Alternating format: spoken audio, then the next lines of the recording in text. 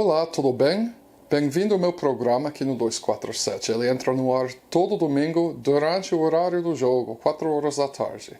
Então, se seu time não está jogando bem esse ano, como o meu, Vasco da Gama, você tem uma outra opção de entretenimento e informação e nesse horário.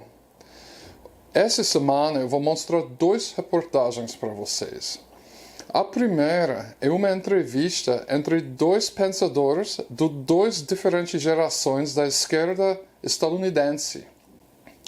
O Richard Wolff é um economista marxista consagrado, autor de mais de uma dezena de livros desde a década de 1960. Hoje em dia ele tem 77 anos e ele tem um programa que é popular na internet, né, sobre economia, sobre o mundo do trabalho. E nesse episódio que eu vou mostrar para você, ele entrevista um dos líderes da juventude esquerdista socialista dos Estados Unidos, que é o Michael Brooks. Michael é um autor e ele é também apresentador de 2 programas de rádio e de vídeo, de podcast. Um deles é chamado The Majority Report, que é um dos mais conhecidos shows de rádio, entra em vários canais, emissoras no país inteiro. E outro é o programa próprio dele, que é mais visto no YouTube, que é chamado The Michael Brooks Show. O Michael já entrevistou no programa dele Celso Amorim e Valesca Martins. E ele está querendo muito viajar para Curitiba para entrevistar o ex-presidente Luiz Inácio Lula da Silva. Eu espero que ele consiga. E se vocês ver essa entrevista, você vai entender por que é interessante que o Brooks venha e entrevista Lula. O segundo reportagem que eu vou mostrar para vocês, por mim, é pessoal, porque é sobre o que está acontecendo agora no Equador. Eu recebi a notícia ontem que o programa de televisão em que eu trabalho como correspondente para o Brasil, que é chamado From the South, do Telesur inglês, está fora do ar, porque a sede operacional do Telesur inglês está localizado em Quito. Outros escritórios são em outros países que são parceiros no rede de notícias Telesur, né, que é financiado por vários governos da esquerda na América Latina. Mas o Telesur inglês fechou por causa do governo Lenin Moreno, traidor, né, entreguista, entrou na presidência fingindo que era da esquerda, mas era um cavalo Troia da direita, está entregando todo para o FMI, né, pelo governo americano também, Estados Unidos, e o povo não aguenta mais. Então, essa reportagem vai mostrar o que está acontecendo. Eu espero que meus colegas do trabalho e colegas do trabalho são bem. Eu imagino que a Telesur vai abrir em breve, mas por enquanto foi fechado pelo governo autoritário do Equador, do Lenin Moreno. Então, isso é o meu programa para a semana. Espero que todos e todas de vocês gostem. E um abraço para vocês.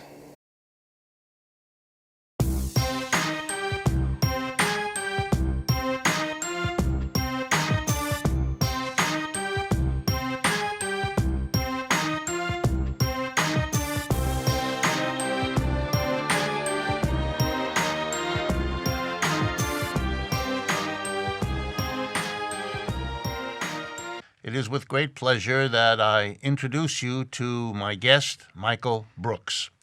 I've been on his show, and it's long overdue for him to be here on mine, because he's doing something which in some ways is like what we do on Economic Update, but is also different and represents the growing number of podcasts and radio and television shows that are approaching what's going on here in the United States and indeed in the world from a not conservative or right-wing perspective, something very different and something important.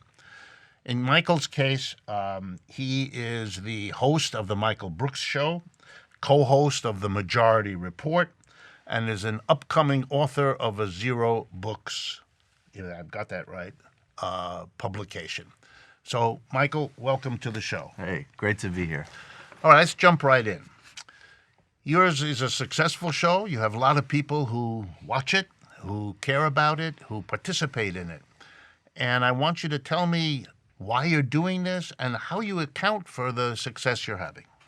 I mean, I think that the conditions are in place for shows like we're doing because of the conditions that are in place in the world right now, particularly economically. So I think that there is a hunger for content that is both more sort of intellectually open and demanding, has a very clear left perspective, and is also entertaining and has an approachability. In my case, there's also a really strong focus on the international dimension, which I'm noticing and appreciating that increasingly people really appreciate and understand. They're wanting to understand what's happening. We've been covering Brazil very strongly from the beginning of the show, so which launched 2 years ago. So now they can kind of map the political imprisonment of Lula with the headlines about the Amazon. There's a context, there's a history, and I think people are actually really hungry for that. Well, this is fascinating for me. Let me pull it out further, if I could. What is it you think that creates this audience, both for the left perspective in general and for the internationalism that you're focused on? Because I'm trying to understand why our audience is growing for all the obvious reasons, and I would be fascinated, and I think my audience would be, in how you account for this, or what sense you have of why it's happening.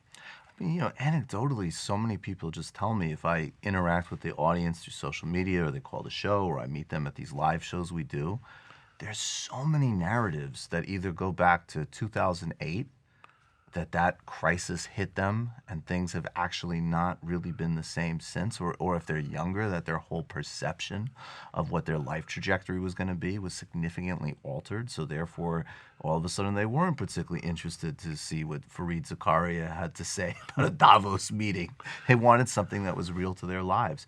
And I think internationally there's an increasing recognition that in addition to dealing with the humanitarian crisis and the terrorism of Trump administration policy towards immigrant and refugee communities, that there's a global dimension to that too. If you support a coup in Honduras, as the Obama administration did in 2009, and then you support a narco state, as they do now, that's going to generate the conditions of a refugee crisis, as an example. So I think people are in place to think a little bit more in terms of systems and patterns, and that's where the international stuff comes in. I'm particularly struck with that because one of the least, for me, in my perception, one of the least developed aspects of the whole immigration crisis is the responsibility that the United States has for causing the immigration in the first place, let alone the abusive treatment when they get here. But the notion that we are the pure victims of some unexplained process descending on us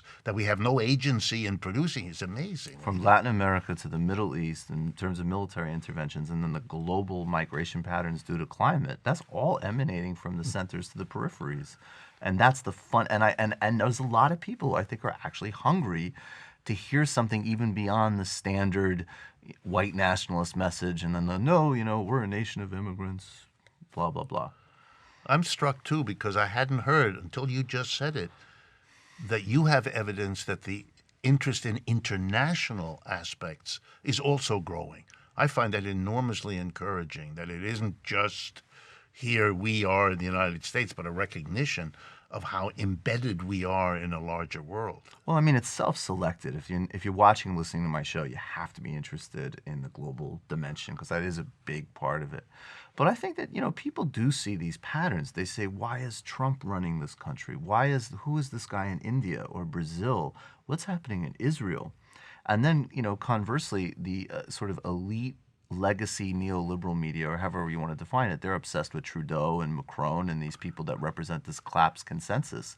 So they're seeing a pattern. And also in the positive analogs as well, what Corbyn offers, why Lula's in jail, and social movements that they can graft themselves onto. Do you notice, and I think, I'm trying to think of what would be interesting to our audience, is there a clear difference in your mind between the over 35 and the under 35 as components of your audience? Is there an age factor that we should be aware of? I think people under 35 are they're more sort of, they grew up in a quote unquote crisis context, and you can't really call it a crisis anymore because obviously it's some kind of new normal. And then I think that some of the people that I talk to who are over 35 are really almost like coming out of the shadows. Like, wait, we can actually say this stuff again?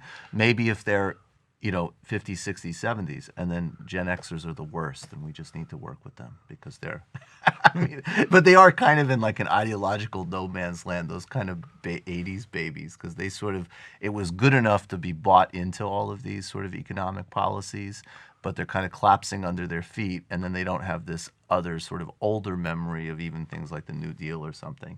So in some ways, and you see that in politics, right? Like, why is it that people like Corbyn and Sanders represent something that connects with the very young, and then sometimes they're skipping the generations? Middle. Right, Yeah. Right.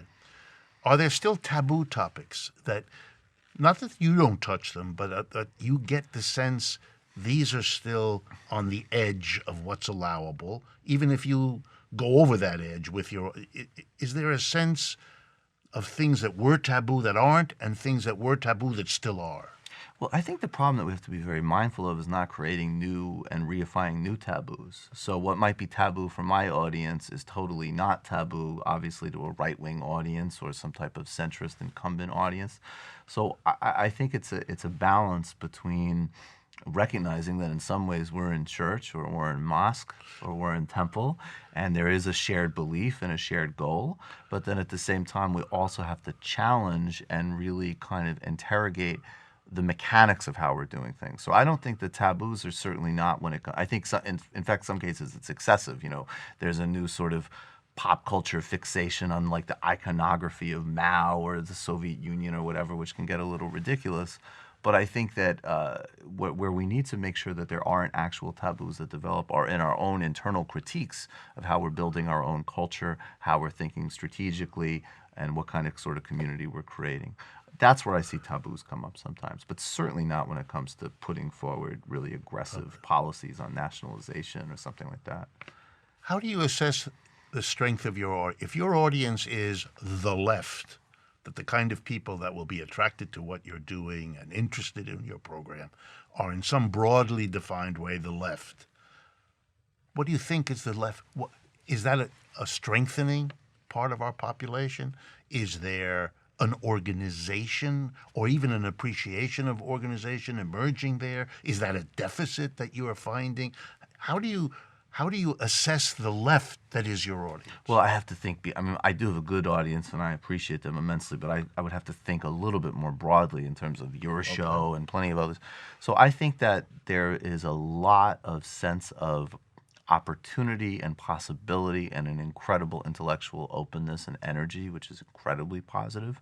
And then I think that some of the gaps that we're missing, and I include people like myself in this 100%. There's a person I've been collaborating with a lot, Joshua Kahn, recently, because his whole primary background is leading climate struggles and working everywhere from Arizona to Fiji. I mean, he fought against Sheriff Arpaio, whose whole migration policy has been nationalized. So I think that there's some of the disconnect in some cases in terms of the actual mechanics of how you organize, how you build campaigns.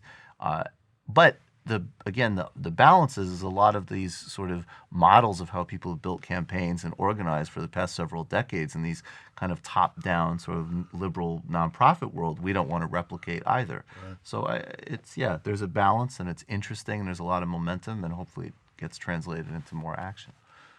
What does the Trump regime represent to you? In other words, how do you deal with it? What is your sense of what's happening now as it's 3 years old, et cetera, et cetera? Well, I mean, it shouldn't be a surprise. I mean, I like to frame that Trump is really, it is the Republican Party, that he is not this big eccentric figure that people like to say. He's much more entertaining. He's a great communicator. I think he's got some instincts that other people don't have in politics across the board. But at the end of the day, it is a white identity politics party.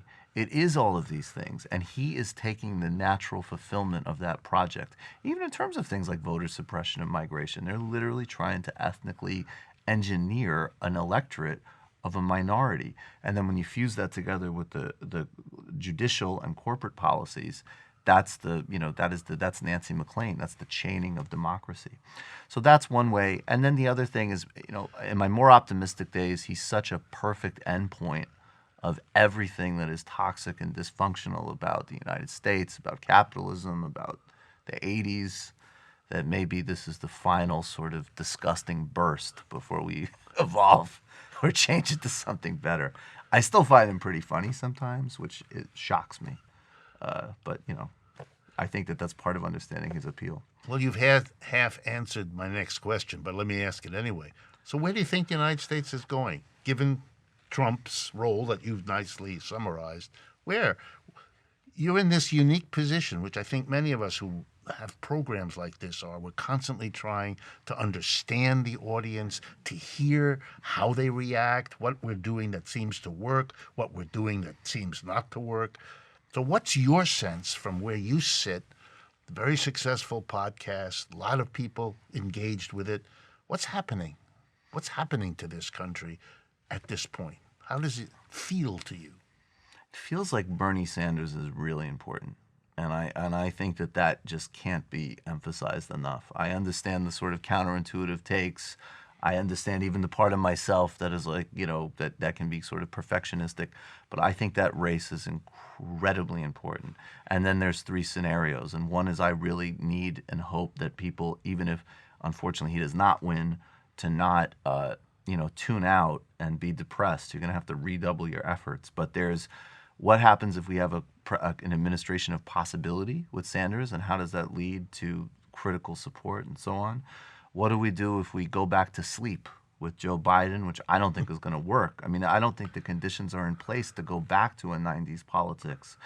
And then, you know, if God forbid Trump has a second term. And I really think those three scenarios, I mean, I just outlined the obvious ones because I think those are equally legitimate possibilities. I think those three things, I would not be surprised if any of those three things happened. And I really think it's important that the momentum doesn't stop no matter what, even in catastrophic scenarios or in scenarios that might superficially feel like, oh, okay, we don't have this absolute grotesque monster as president anymore, because there's systems in place. I mean, you know, look at South Africa, right? I mean, there's massive xenophobic violence that just broke out against Nigerian migrants in the last couple of weeks. Yeah. And part of it is a global pattern of a failure of neoliberal governance and translating onto the right. Michael, it's been wonderful talking to you. Thank you. And it'll give me much to think about my program. So thanks very much for joining us today.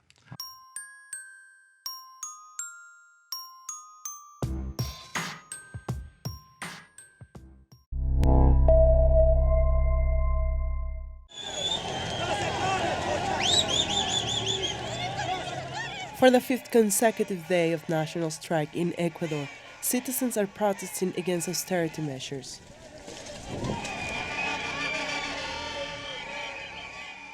President Moreno ordered the army into the streets and on Monday night claimed that the protests were part of a coup financed by Venezuelan President Nicolás Maduro and former Ecuadorian President Rafael Correa. ¿Acaso creen ustedes que es coincidencia que Correa, Virgilio Hernández, Patiño, Pavón hayan viajado al mismo tiempo hace pocas semanas a Venezuela?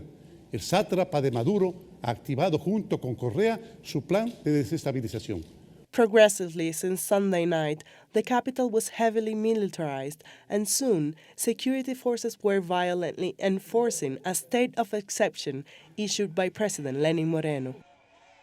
Complying with the International Monetary Fund's demands, in exchange for billions of dollars of loans, the measures included a rise in diesel and gasoline prices, which could double from current levels. They also contemplate a cut in some of the benefits for workers in the public sector. Musician and cultural activist David Benitez explains how this would directly affect the poorest. Estamos resistiendo a unas medidas económicas al decreto 883, donde viene el paquetazo de las medidas económicas. Es el contexto de lo que está pasando ahora, que golpea directamente al bolsillo del pueblo ecuatoriano y que viene directamente de órdenes del Fondo Monetario Internacional con esa carta de intenciones. Esperamos que se acabe esto lo más pronto posible, que estamos perdiendo todos al final. Esperamos que nuestro objetivo es que el señor Moreno derogue este mandato. Ni estamos protestando de manera violenta por ningún lado. Queremos simplemente que quite estas medidas económicas y esperamos que lo haga pronto. No queremos represión y solidaridad con los compañeros indígenas, campesinos y obreros. thousands of indigenous people and farmers started to walk from different parts of the country towards the capital on Saturday, convinced that their agrarian labor will be directly affected in many ways by the rise of fuels. Military tanks, tear gas, and more violence is how security forces were preparing for their arrival. But repression was not only reserved for them, but also for students, workers, and other social movements protesting in Quito Monday afternoon. Hoy en día estamos viendo cuánta gente viene aquí también a hacer una manifestación de manera pacífica, queriendo ayudar a las personas que están al frente, tratando de exigir nuestros derechos. Somos nosotros con el grupo que vinimos con ese objetivo. En realidad las personas y los militares y los policías han disparado a la gente, están vulnerando con todos los derechos. Estamos con un miedo y una preocupación porque hay muchas personas heridas.